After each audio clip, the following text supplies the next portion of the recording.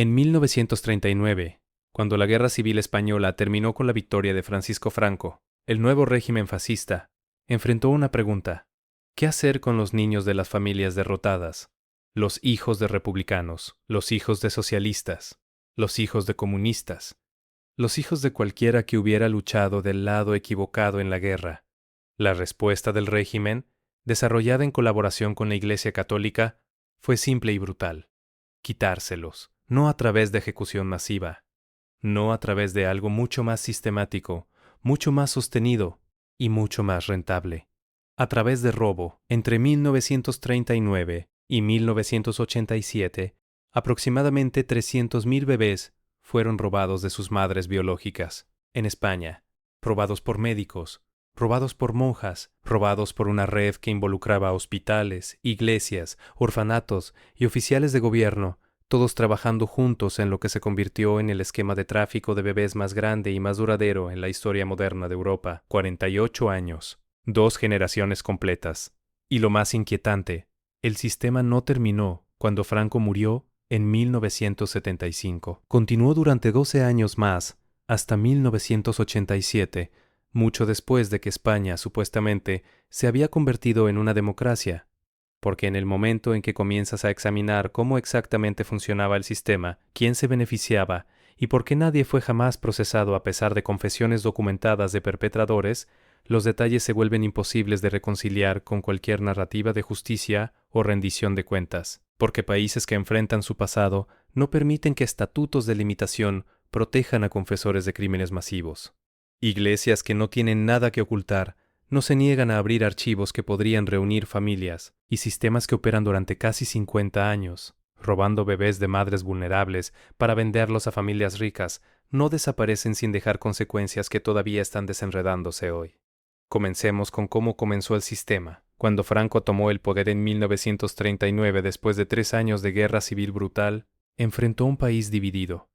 Aproximadamente 500.000 de personas habían muerto en la guerra. Cientos de miles más estaban en prisión o en campos de concentración como enemigos políticos del nuevo régimen. Y entre los prisioneros había mujeres, miles de mujeres, muchas de ellas embarazadas o con niños pequeños. El régimen de Franco, trabajando estrechamente con la jerarquía de la Iglesia Católica, desarrolló una política que llamaron redención. La idea era que los hijos de rojos, de republicanos, de enemigos del régimen estaban espiritualmente contaminados por las creencias de sus padres, pero si esos niños pudieran ser removidos de sus familias biológicas y criados por familias católicas nacionalistas, apropiadas, podrían ser salvados. Esta no era política no oficial.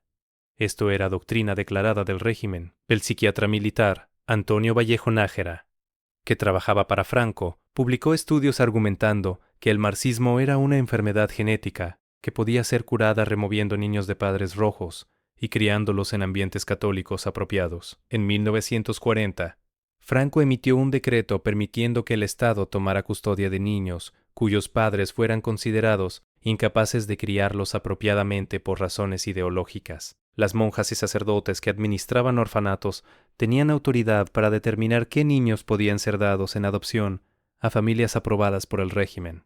Pero ese era solo el marco legal. El mecanismo real, el sistema que eventualmente robaría 300.000 bebés, operaba en hospitales. Así es como funcionaba. Una mujer entraba en trabajo de parto. Si era soltera, o pobre, o si el hospital tenía cualquier razón para creer que era de una familia de izquierda, era marcada. Cuando daba a luz, las monjas o médicos inmediatamente tomaban al bebé.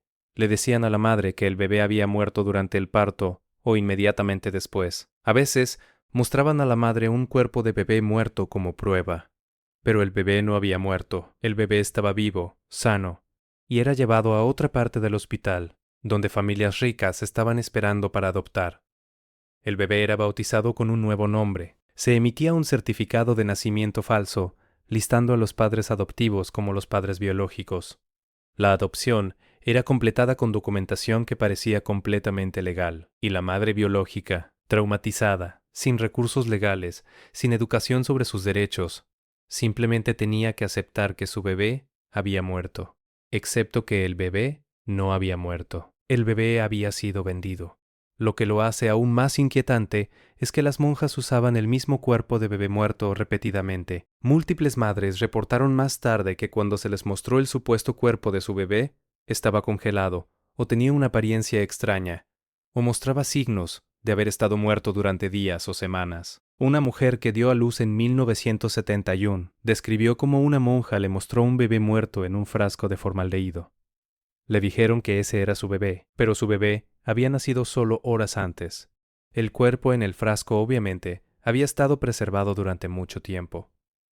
Cuando cuestionó esto, la monja simplemente cerró la cortina y se fue. No hubo más explicación, no hubo certificado de defunción. Solo, tu bebé está muerto, vete a casa. Años más tarde, esa mujer se reunió con su hija a través de pruebas de ADN. Su hija había sido criada por una familia rica en Madrid que pagó aproximadamente 60,000 pesetas en 1971, el equivalente a varios miles de dólares, por una adopción que se les dijo era completamente legal. Este patrón se repitió decenas de miles de veces. Durante los primeros años del régimen de Franco, en los años 40 y 50, el sistema era principalmente ideológico. Los bebés eran tomados de familias de izquierda y dados a familias nacionalistas católicas para redimirlos de la influencia roja. Pero para los años 60 y 70, el sistema había evolucionado. Ya no era principalmente sobre ideología, era sobre dinero. España estaba desarrollándose económicamente. Había una clase media creciente con ingresos disponibles y había una demanda creciente de bebés para adopción de parejas que no podían tener hijos biológicos. Los médicos y monjas que administraban hospitales se dieron cuenta de que podían cobrar tarifas significativas por adopciones, no solo cubriendo costos, sino obteniendo ganancias. Para los años 80, el precio de un bebé robado había aumentado a varios millones de pesetas, el equivalente a aproximadamente $100,000 o más, y el sistema se había expandido más allá de simplemente apuntar a familias de izquierda. Ahora apuntaba a cualquier madre vulnerable, mujeres solteras, mujeres pobres, mujeres sin educación, mujeres que daban a luz en hospitales de caridad administrados por la Iglesia. Lo que lo hace aún más inquietante es cuán sistematizado se había vuelto. No era un puñado de médicos sin escrúpulos, operando de manera independiente, era una red. Hospitales específicos en toda España eran conocidos dentro de círculos médicos como lugares donde se podían obtener bebés. Médicos remitían a parejas infértiles ricas a estos hospitales. Las parejas iban a listas de espera. Cuando una madre adecuada daba a luz, el bebé era transferido. Documentos descubiertos durante investigaciones posteriores mostraron que algunos hospitales tenían registros paralelos.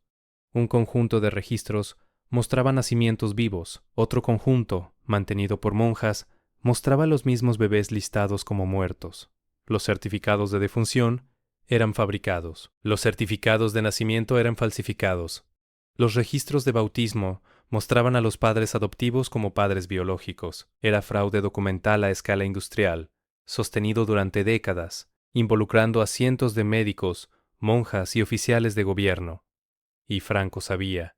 La jerarquía de la Iglesia sabía, el sistema legal sabía, porque era tan extendido, tan abierto dentro de ciertos círculos, que el conocimiento era ineludible. Pero nadie lo detuvo, porque todos los que tenían poder para detenerlo se estaban beneficiando, ya sea ideológicamente, a través de la redención de niños rojos, o financieramente a través de las tarifas masivas que las adopciones generaban. En 1975, Franco murió. España hizo la transición a la democracia. La Constitución fue reescrita. El país supuestamente estaba dejando atrás el pasado fascista, pero el sistema de robo de bebés no se detuvo. Continuó durante otros 12 años, hasta 1987, mucho después de que la justificación ideológica se había desvanecido, porque para entonces era puramente un negocio rentable que involucraba demasiadas personas poderosas para ser cerrado fácilmente. En 1981, 6 años después de la muerte de Franco, una mujer llamada Inés Madrigal dio a luz en un hospital en Madrid. Le dijeron que su bebé había muerto. Le mostraron un bebé muerto congelado. Se negaron a darle el cuerpo para entierro, diciendo que el hospital se encargaría de ello. Inés exigió ver registros. Exigió un certificado de defunción. Causó suficiente problema que eventualmente el personal del hospital admitió que no había cuerpo, que el bebé no había muerto, que había sido dado en adopción. Pero para entonces el bebé había desaparecido en el sistema. No había forma de rastrear a dónde había ido. Las monjas se negaron a proporcionar información. Los médicos afirmaron no saber nada. Los registros de adopción fueron sellados. Inés pasó décadas buscando a su hija. No fue hasta 2010, casi 30 años después, que finalmente la localizó a través de pruebas de ADN. Su caso fue uno de los primeros en hacerse público, y cuando lo hizo, abrió las compuertas, en 2011, una organización llamada ANADIR, Asociación Nacional de Afectados por Adopciones Irregulares. Fue fundada para ayudar a víctimas del sistema de bebés robados. Dentro de meses, miles de personas se presentaron con historias idénticas, madres a quienes se les dijo que sus bebés habían muerto, pero nunca se les permitió ver el cuerpo o asistir a un entierro, madres a quienes se les mostró el mismo bebé muerto congelado, madres cuyos supuestos bebés muertos no tenían certificados de defunción. Y por el otro lado, adultos que habían sido adoptados como bebés y habían descubierto a través de pruebas de ADN que sus certificados de nacimiento eran falsos, que sus padres adoptivos no eran sus padres biológicos y que sus adopciones habían sido compradas. Los investigadores comenzaron a excavar en fosas comunes, en hospitales administrados por la Iglesia. Encontraron tumbas marcadas como bebés no reclamados. Cuando abrieron los ataúdes, muchos estaban vacíos o contenían piedras en lugar de restos humanos. Las monjas habían estado enterrando ataúdes vacíos para crear la ilusión de que los bebés realmente habían muerto. Para 2013, más de 2.000 casos estaban bajo investigación. Las estimaciones del número total de bebés robados durante 48 años de operación del sistema varían de 100.000 a 300.000. Y entonces comenzaron las confesiones. En 2011, la hermana María Gómez Balbuena, una monja que había trabajado en un hospital de maternidad en Madrid durante los años 70 y 80, admitió públicamente que había participado en tomar bebés de madres y darlos a familias adoptivas sin consentimiento. Pero cuando los periodistas le preguntaron si sentía que había hecho algo malo, respondió: «Estábamos ayudando a bebés a tener mejores vidas. Estábamos salvándolos de la pobreza y el pecado. Ningún remordimiento. Ningún reconocimiento de que habían destruido familias. Solo la afirmación de que habían estado haciendo la obra de Dios». Otros médicos y monjas dieron declaraciones similares. Admitieron haber participado. Admitieron que sabían que los bebés no habían muerto. Admitieron haber falsificado documentos. Pero ninguno fue procesado. ¿Por qué? Porque el Estatuto de Limitaciones para secuestro en España es de 10 años y para falsificación de documentos es de 5 años. Para cuando las investigaciones comenzaron en 2011, incluso los casos más recientes de 1987 estaban más allá del límite legal para procesamiento. Los perpetradores que confesaron estaban legalmente inmunes. Podían admitir lo que habían hecho en televisión nacional y no enfrentar consecuencias legales. Y la Iglesia Católica, la institución que administraba la mayoría de los hospitales donde ocurrieron los robos, se negó a abrir sus archivos. Los registros de bautismo, que mostrarían quiénes eran los padres biológicos reales versus los padres listados en certificados falsos, están en archivos de la Iglesia. Los registros de adopción de orfanatos administrados por la Iglesia están en archivos de la Iglesia. Los registros internos de hospitales administrados por monjas están en archivos de la Iglesia. Y la Iglesia ha bloqueado consistentemente el acceso, citando privacidad, protección de datos y secreto religioso. En 2014, las Naciones Unidas emitieron una declaración criticando a España por no investigar completamente el escándalo de bebés robados y por permitir que la Iglesia bloqueara el acceso a registros. El gobierno español respondió, estableciendo una oficina para ayudar a las familias a buscar, pero le dio recursos mínimos y ningún poder de citación para forzar a la Iglesia a abrir archivos. Entonces las familias han quedado por su cuenta, dependiendo de organizaciones privadas, bancos de ADN, y la esperanza de que de alguna manera, a través de redes sociales o publicidad boca a boca, puedan encontrar a los familiares que les fueron robados décadas atrás, y algunos han tenido éxito. Hasta 2023, aproximadamente 2.000 familias han sido reunidas a través de pruebas de ADN, pero eso deja potencialmente 298.000 casos sin resolver. 298.000 personas que aún no saben que fueron robadas, o que saben pero no pueden encontrar a sus familias biológicas, porque los registros están sellados, Lo que lo hace aún más inquietante es quién exactamente se benefició. Las familias ricas que compraron bebés en su mayoría no sabían que estaban participando en un sistema criminal. Se les dijo que las adopciones eran legales, que las madres biológicas habían dado consentimiento, que todo era apropiado, pero los médicos y monjas que facilitaron las adopciones ganaron fortunas. Para los años 80, un médico podía ganar el equivalente a $100,000 o más por un solo bebé. Algunos médicos procesaron docenas de adopciones por año. Los registros bancarios de algunos médicos involucrados, obtenidos durante investigaciones, mostraron depósitos de adopciones, pero ninguno de ese dinero fue jamás confiscado. Ninguno de esos médicos enfrentó cargos por extorsión o fraude. Y la Iglesia, que administraba los hospitales donde ocurrieron la mayoría de los robos, nunca admitió responsabilidad institucional. En 2014, el Vaticano fue preguntado directamente sobre el escándalo de bebés robados en España. Un portavoz respondió que cualquier mala conducta individual por monjas o sacerdotes no reflejaba política de la Iglesia, y que las diócesis locales eran responsables de sus propios asuntos. No hubo disculpa, no hubo oferta de abrir archivos, no hubo reconocimiento de que la Iglesia Católica como institución había facilitado el robo sistemático de bebés durante casi 50 años. Solo palabras cuidadosas sobre mala conducta individual y responsabilidad local.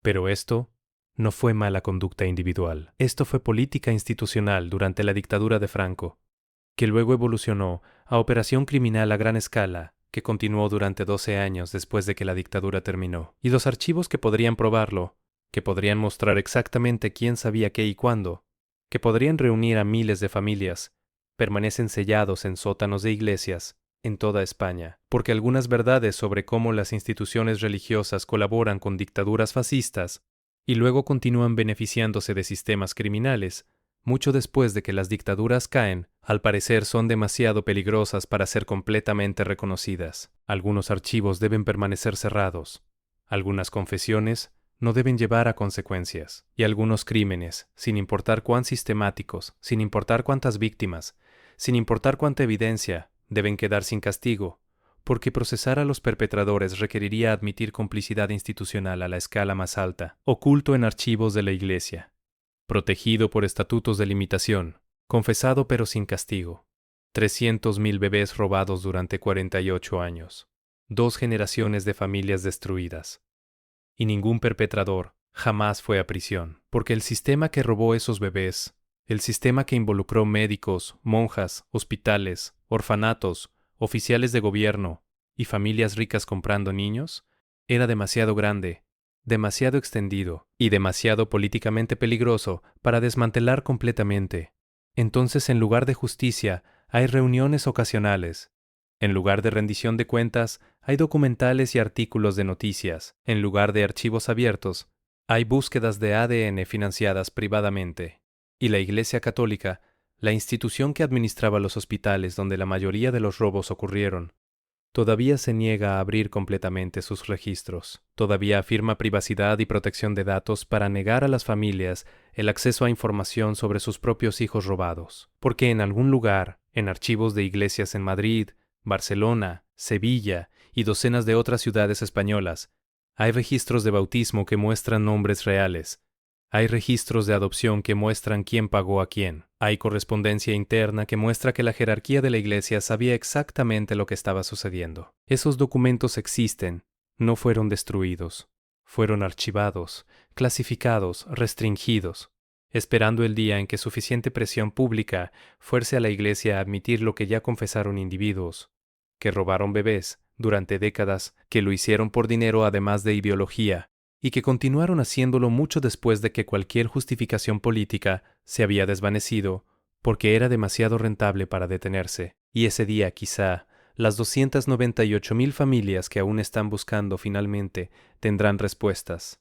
Pero hasta entonces, permanecen separadas, hijos e hijas que nunca conocieron a sus madres biológicas, madres que lloraron bebés que se les dijo que habían muerto, pero que en realidad fueron vendidos a extraños. Todo porque un sistema diseñado para redimir niños de familias rojas evolucionó a una operación de tráfico que generó fortunas para médicos y monjas que afirmaban estar haciendo la obra de Dios, sellado en archivos, protegido por limitaciones legales, confesado pero impune, 300.000 bebés robados, 48 años, y la verdad completa todavía enterrada en archivos, que una iglesia se niega a abrir.